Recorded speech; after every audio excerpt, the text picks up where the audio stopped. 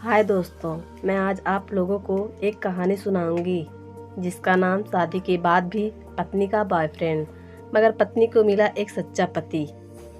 एक लड़की की शादी उसके बिना मर्जी के एक सीधे साधे लड़के से हो जाती है, जिस लड़के के घर में उसकी माँ के अलावा और कोई नहीं था। दहेज में लड़के को बहुत सारा सामान और पैसे भी मिले थे, लेकिन लड़की किसी और लड़के से बेहद प्यार करती थी। अब लड़की की शादी बिना मर्जी के तो हो ही गई थी और अब वो अपने ससुराल आ गई थी।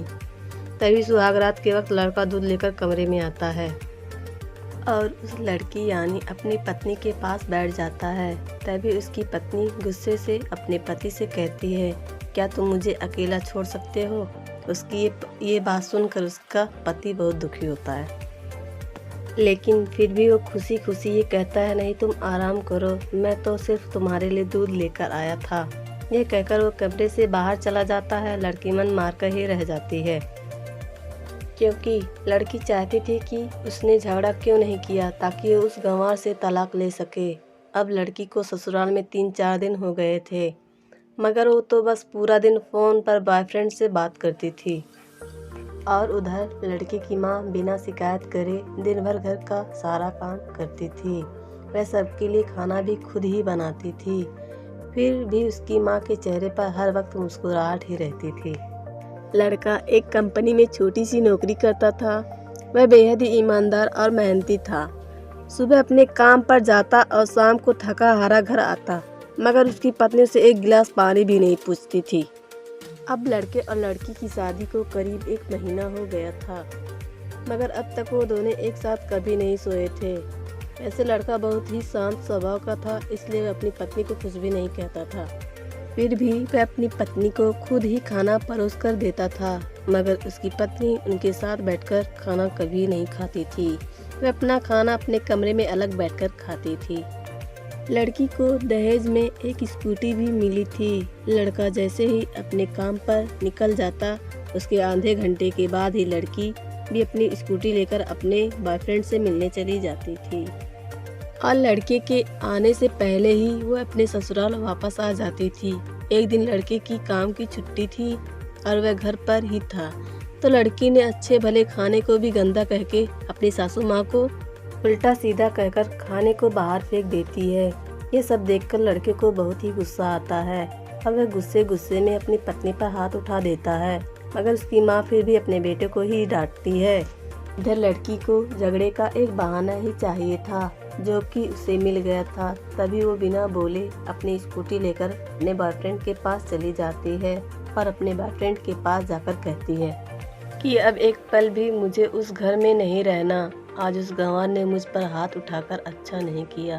तभी उसका बॉयफ्रेंड कहता है, अरे तुमसे तो मैं कब से कहता हूँ कि तुम भाग चलो मेरे साथ कहीं दूर, मगर तुम हो कि आजकल पे ही लगी रहती हो। तब लड़की कहती है कि शादी के दिन मैं तुम्हारे पास आई थी तो तुम ही ने तो वापस घर लौटाया तक मुझे। बॉयफ्रेंड ने कहा, खाली हाथ हम दोनों कहाँ तक भागेंगे, तुम ही बोलो। मैंने तुमसे कहा था कि कुछ पैसे और गहने साथ ले लो और तुम हो कि खाली हाथ ही मेरे पास आ गई थी। आखिर दूर एक नई जगह में जिंदगी की शुरुआत करने के लिए ऐसे तो चाहिए ना। और हाँ, एक बात और कि जब भी मैं तुम्हारे पास आता हूँ और तुम्हें छूना चाहता हूँ तभी तुम्हारे नखरे हो जाते हैं और बस यही कहते रहती हो कि ये प्यार प्रेम शादी के बाद ही होगा। तभी लड़की गुस्सा होकर कहती है, हाँ शादी के बाद ही अच्छा होता है ये सब, और मैं तुम्हारी ही तो हूँ। मैं आज भी एक कुंवारी लड़की ही हूँ और शादी करके भी आज तक उस गंवार के साथ एक रात भी नहीं सोई मैं, क्योंकि मैंने तुमसे ही सच्चा प्यार किया है और अब मैं चाहती हूँ कि तुम मुझसे शादी करके मेरी मांग में अपने हाथ से सिंदूर भर दो। फिर मैं पूरी ही तुम्हारी हो जाऊँगी और फिर तुम मुझे अपनी मर्जी से दिन रात प्यार कर सकते हो। तब उसका बॉयफ्रेंड कहता है, तो ठीक है, मैं तुमसे शादी कर लूँगा, मगर तुम कम से कम 5 लाख रुपयों का कल शाम तक इंतजाम कर लेना। मैं तुम्हें एक होटल का पता दे रहा हूँ, तुम उस होटल में रात को 10 बजे तक पहुँच जाना। लड़की कहती है, उस गंवार के पास कहाँ होगा पैसा, बल्कि मेरे पापा ने उसे दहेज में 3 लाख रुपए और मुझे कुछ सोने के गहने दिए थे। गहने तो मेरे पास हैं, मगर सारे पैसे उस गंवार ने अलमारी में लॉक कर रखे थे। मगर मैं जैसे तैसे उस अलमारी की चाबी लेकर सारे पैसे निकाल कर तुम्हारे पास हमेशा हमेशा के लिए आ जाऊंगी। यह कहकर वो लड़की अपने ससुराल पहुंचती है। लड़की ससुराल पहुंचकर अपने पति और सास से लड़ाई करती है और वो उन पर खूब चिल्लाती है, मगर अफसोस वह अकेले ही चिल्लाती रहती है। उसका पति और उसकी सास बिल्कुल शांत रहते हैं। तभी लड़की अपने कमरे में चली जाती है और अचानक उसके बॉयफ्रेंड का लड़की के फ़ोन पर मैसेज आता है कि कब आ रही हो पैसे लेकर। लड़की मैसेज का जवाब देती है, सब्र करो, मैं वक्त पर आ जाऊंगी। तभी उसका पति दरवाज़ा खटखटाता है और अपनी पत्नी से कहता है कि खाना खा लो। तभी पत्नी कहती है, मैं खाना तभी खाऊंगी, पहले मुझे इस अलमारी की चाबी दे दो। पति दरवाजे के नीचे से चाबी देकर कहता है, ये लो चाबी और तुम अपना काम करके खाना खा लेना, क्योंकि अभी तक मैंने और माँ ने भी खाना नहीं खाया। माँ ने कहा है हम आज साथ बैठकर ही खाना खाएंगे। लड़की कहती है, माँ और तुम खाना खा लो, मैं बाहर से खाना खाकर आई हूँ। ये सुनकर लड़का चला जाता है। तभी लड़की जल्दी से चाबी को उठाकर अलमारी खोलती है। अलमारी खोलकर वह उसमें क्या देखती है कि उसमें दहेज के पूरे पैसे 3 लाख और सारे गहने तो रखे ही थे, बल्कि उसमें एक डायरी भी रखी हुई थी।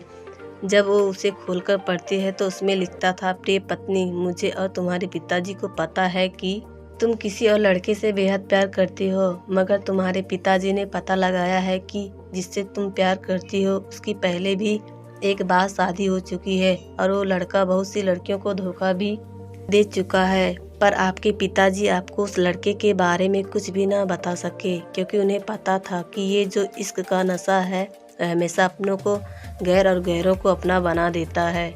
इसलिए तुम्हारे पिताजी ने मेरे आगे हाथ जोड़कर ये कहा कि मेरी बेटी का हमेशा ख्याल रखना। एक बाप के मुंह से एक बेटी की कहानी सुनकर मेरी भी आंखों में आंसू आ गए और मुझे ये यकीन हो गया था कि एक अच्छा पति होने का सम्मान मुझे मिले या ना मिले, मगर एक दामाद होने की इज्जत मैं हमेशा पा सकता हूँ।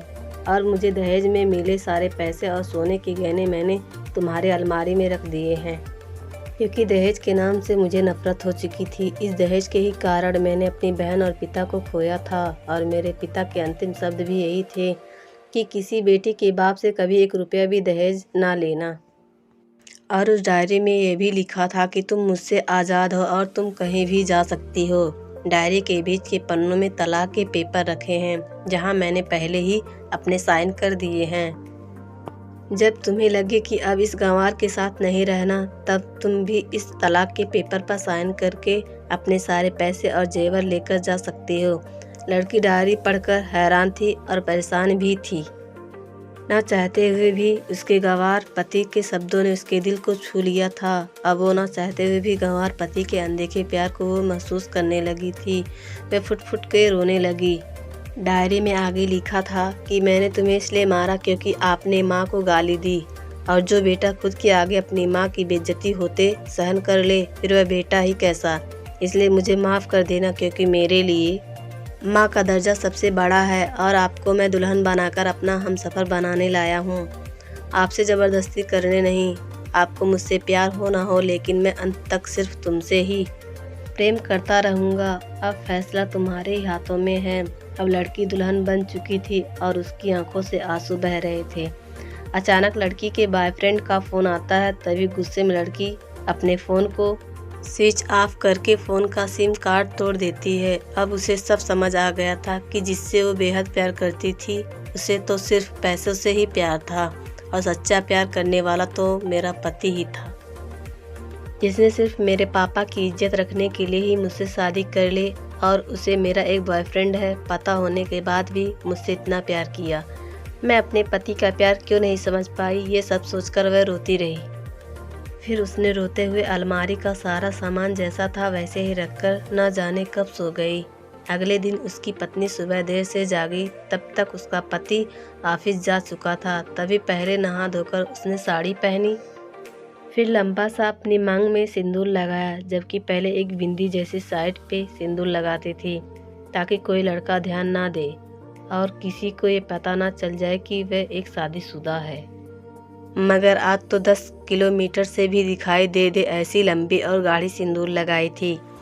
फिर उसने अपना मंगलसूत्र पहना और किचन में जाकर सासू माँ को ज़बरदस्ती कमरे में आराम करने भेज देती है और खुद अकेली ही सबका खाना बनाती है। पहले सासू माँ को खाना खिलाते हैं और फिर अपने पति को फ़ोन करके उसके ऑफिस का पता पूछती है।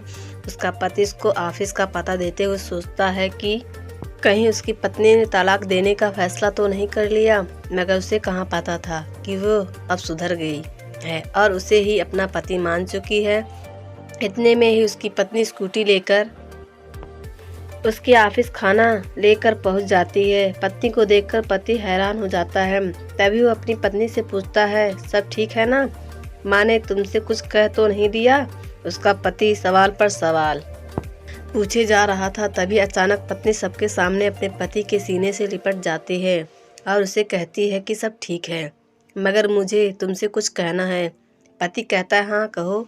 तब पत्नी सबके सामने कहती है, आई लव यू मेरे प्यारे पति, I love you for ever. ये सुनकर ऑफिस के सभी लोग हैरान होकर खड़े हो जाते हैं और जोर जोर से तालियां बजाने लगते हैं।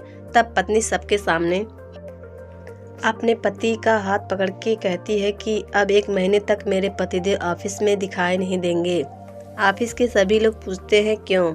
तब लड़के की पत्नी कहती है, क्योंकि हम दोनों लंबी छुट्टी पर जा रहे हैं। पति पत्नी से कहता है, तुम्हें क्या हो गया? तभी पत्नी पति से कहती है, मुझे तुमसे सच्चा प्यार हो गया।